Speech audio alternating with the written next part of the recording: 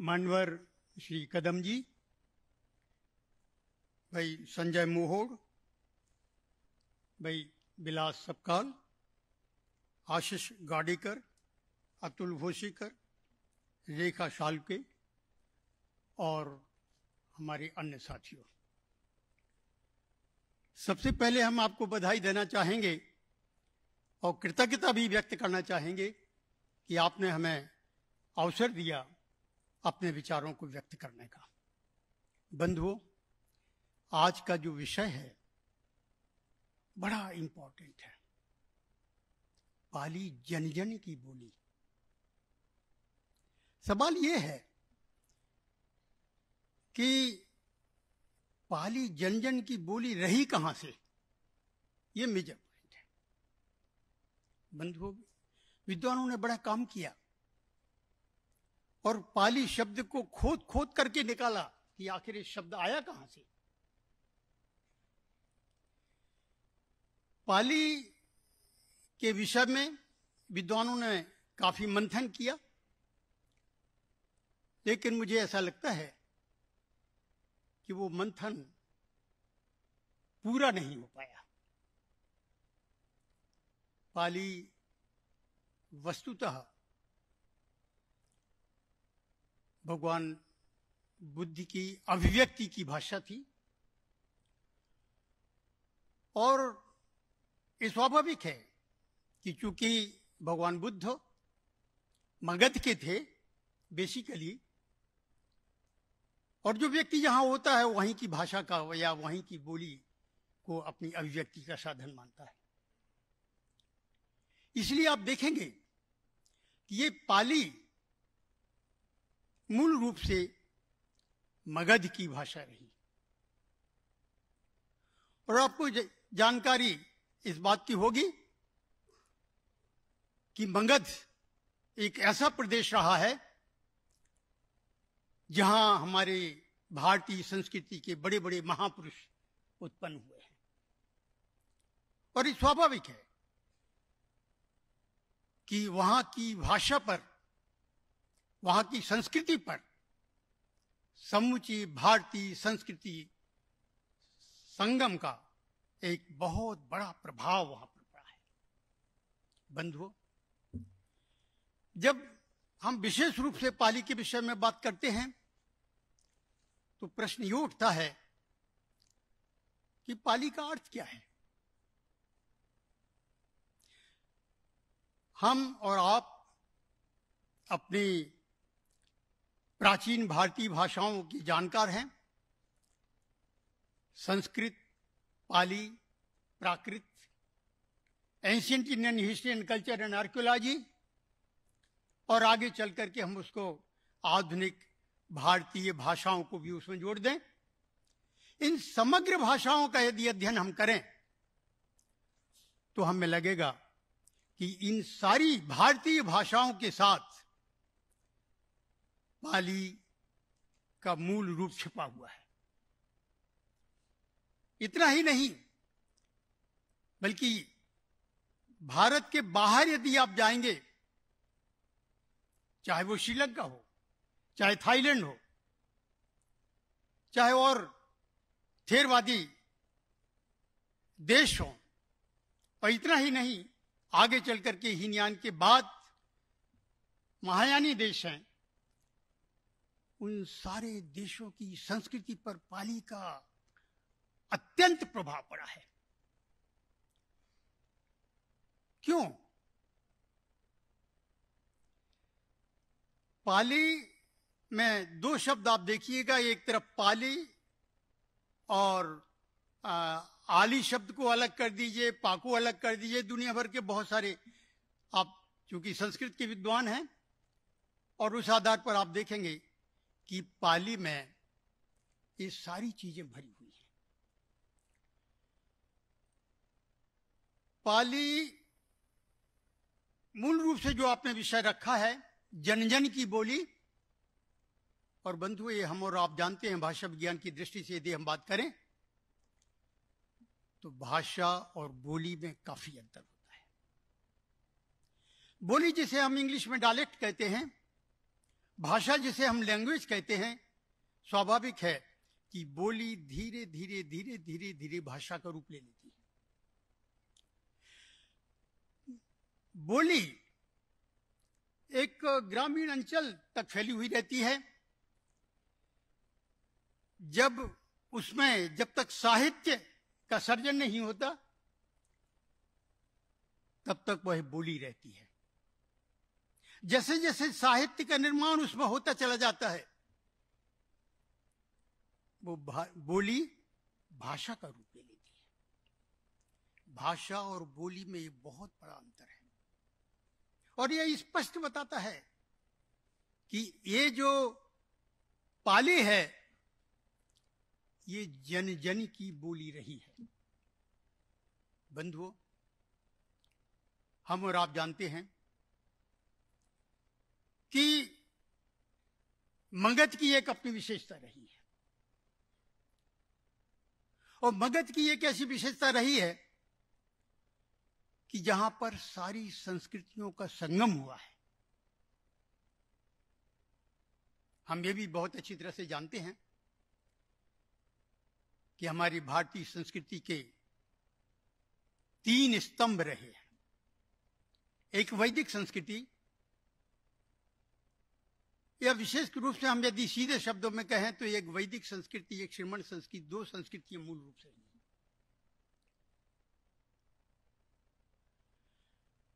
प्रश्न ये उठता है कि वैदिक संस्कृति पहले थी या आपकी श्रमण संस्कृति पहले थी। हम इस विषय पर नहीं जाना चाहेंगे, लेकिन हम इतना जरूर कहना चाहेंगे कि जैन और बौद्ध इस श्रमण संस्कृति के महास्तंभ थे।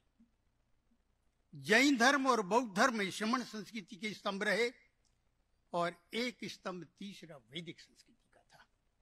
हम इसे 2 स्तंभ कहें या 3 स्तंभ कहें, 2 संस्कृति कहें या 3 संस्कृति कहें, it doesn't make any difference. लेकिन हम ये बात जरूर मानते हैं कि पाली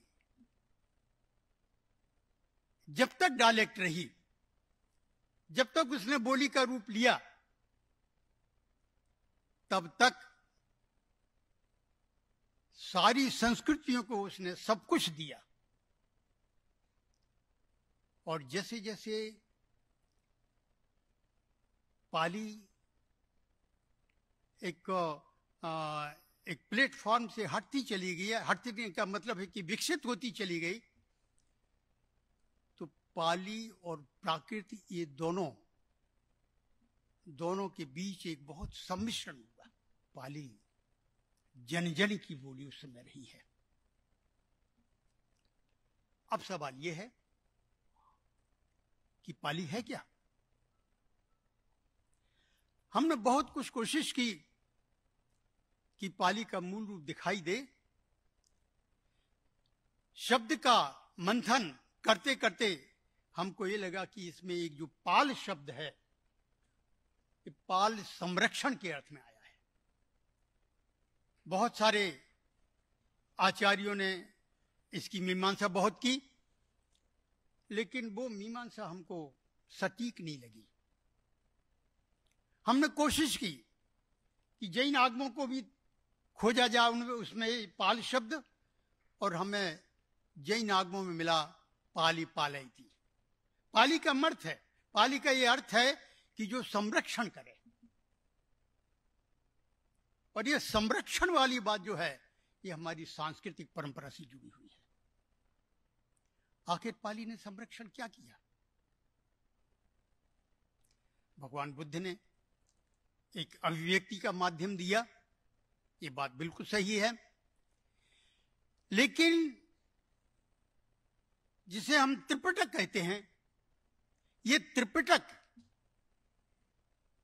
त्रिपिटक ने सबका संरक्षण कर दिया। भगवान बुद्ध की अभिव्यक्ति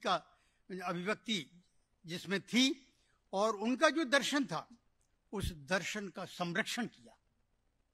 और इसलिए पाल का अर्थ मूल रूप से संरक्षण होना चाहिए। हम और आप जानते हैं पालन करना, संरक्षण करना। ये एक इतना बड़ा कंट्रीब्यूशन था भगवान बुद्ध का कि जिस भाषा को उन्होंने दिया, जिस दर्शन को उन्होंने दिया, उस पाली ने उनके दर्शन को, उनकी भाषा का, उनका संरक्षण किया। इसलिए मुझे ऐसा लगता है कि पाली एक संरक्षण करने वाली भाषा रही है। मूल रूप से बोली थी, लेकिन धीरे धीरे धीरे धीरे वो भाषा का रूप ले लिया। भाषा का रूप कब लिया? जब त्रिपिटक का संज्ञान हुआ, त्रिपिटक का लेखन हुआ। तो जहां तक पाली बोली का प्रश्न है, ये भले ही कन्फाइंड हो जाए कुछ समय तक, लेकिन आधारभूत स्तंभ का काम करती है। अब प्रश्न उठता है कि पाली के बाद हमें प्राकृत की या संस्कृत की क्या जरूरत है?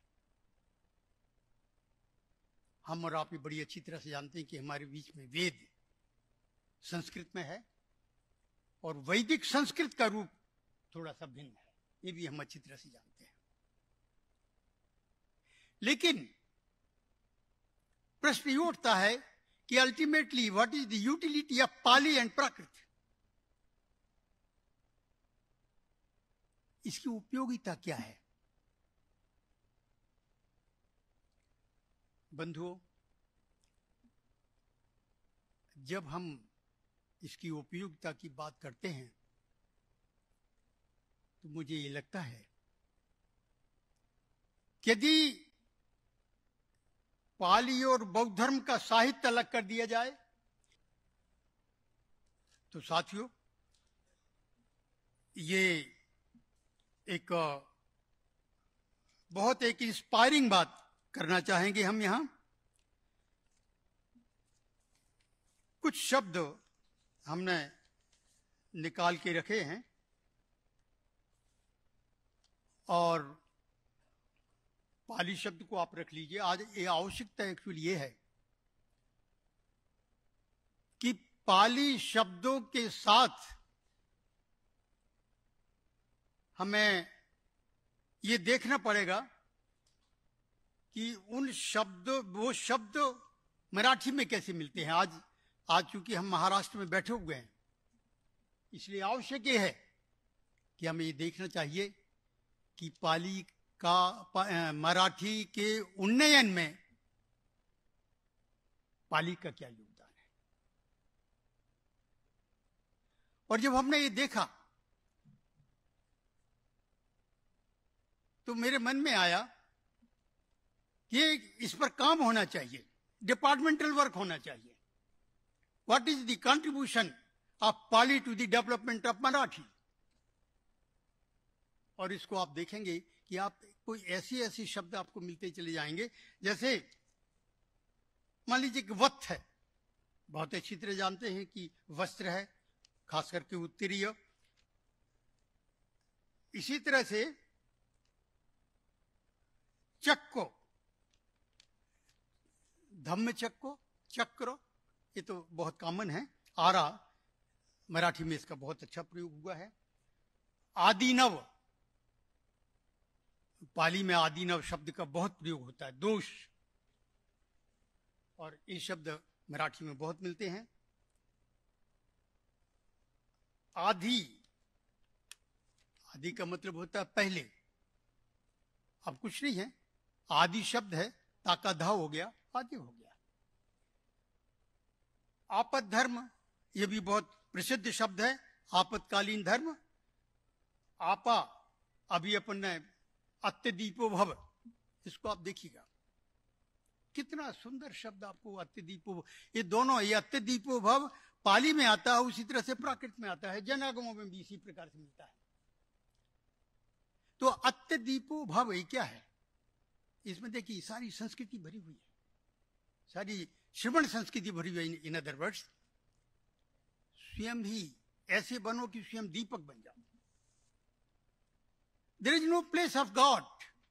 यहां पर जो श्रमण संस्कृति है, उस श्रमण संस्कृति में ईश्वर का कोई स्थान नहीं है।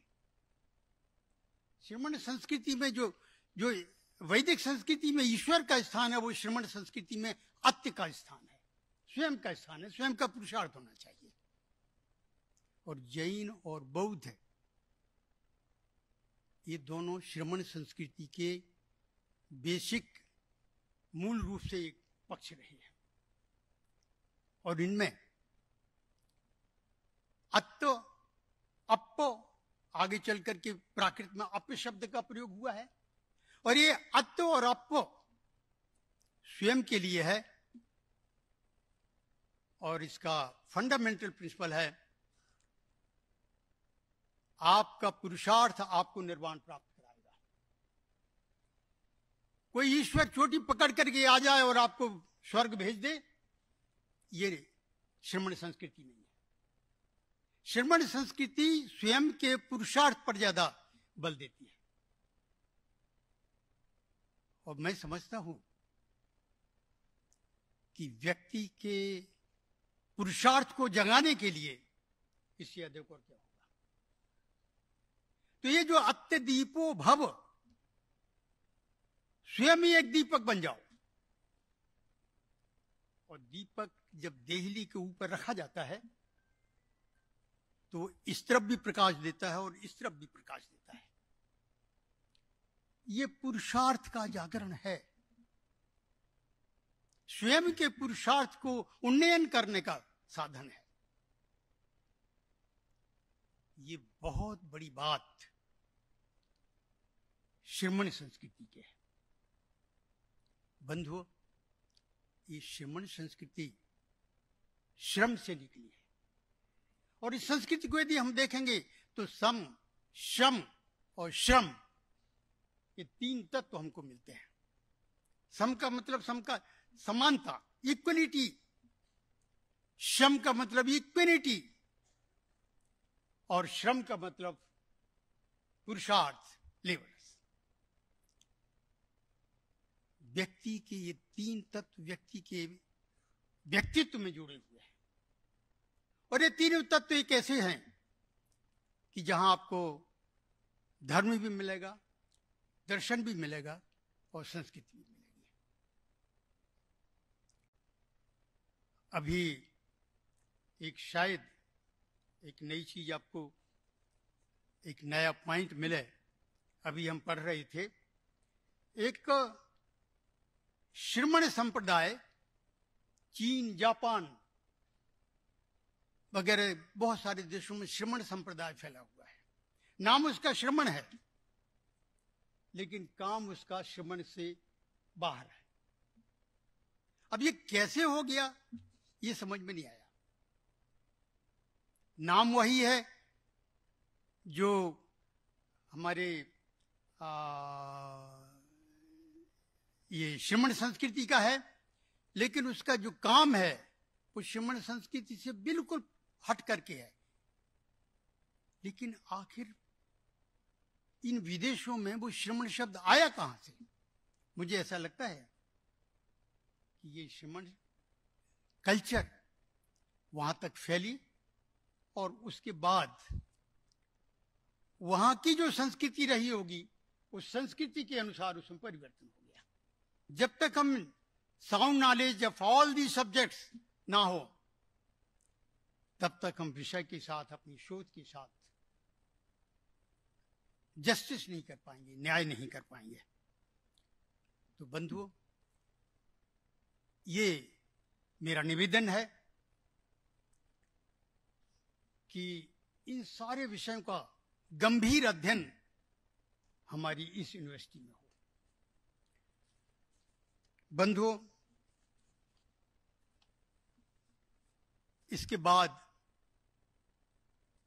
एक बात हम और करना चाहेंगे। इन सब के अध्ययन के पीछे ancient Indian history, culture and archaeology, मैं मानता हूं कि ये विषय बड़ा मुख्य है। इसलिए यूनिवर्सिटी में इन सारे विषयों का अध्ययन होना चाहिए, बड़ी गंभीरतापूर्वक अध्ययन होना चाहिए। और शोध की एक नई दिशा में यदि हम मुड़ें तो उस आधार पर हम ये कहेंगे जो सही अर्थ में दार्शनिक क्षेत्र में, भाषिक क्षेत्र में, सांस्कृतिक क्षेत्र में दीपक का काम करे। इन शब्दों के साथ हम आपको पुनः प्रणाम करते हैं और आपको बहुत बहुत धन्यवाद देना चाहेंगे कि आपने हमको कुछ बोलने का अवसर दिया। बहुत बहुत प्रणाम।